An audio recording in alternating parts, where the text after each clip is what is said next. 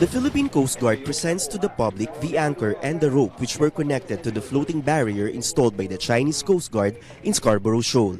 The PCG also refutes China Coast Guard's statement that their story was fabricated. The mere fact that I have the anchor of the barrier that they laid out, I think I don't really have to respond with that statement that what we reported to the Filipino people that we cut the barrier is a fabricated one. The PCG adds they are ready to act again if the Chinese puts the floating barrier back. We no longer need to wait for the instruction of the President, because the mere fact that the instruction was already given, then there is no reason for us to remove it every time that the floating barrier will be reported.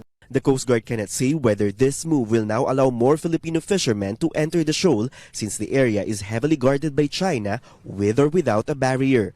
A maritime domain awareness flight was also conducted on Thursday over Scarborough Shoal. We were able to monitor the presence still of 3 China Coast Guard vessels, 2 of which are inside the lagoon.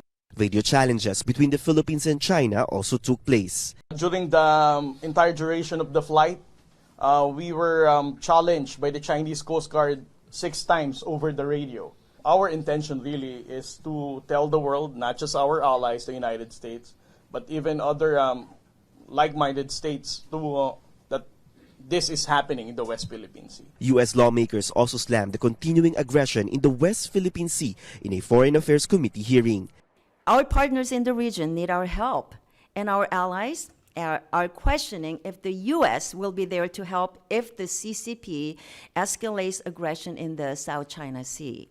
The U.S. also backed the move to remove the floating barrier. The Philippine Coast Guard took a bold step in defending their own sovereignty by removing a floating barrier installed by the PRC Coast Guard near Scarborough Shoal.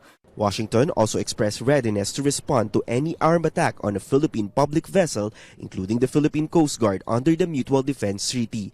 The Philippine government, on the other hand, is exploring legal and diplomatic options over incidents in the West Philippine Sea. Tristan Nodalo, CNN Philippines.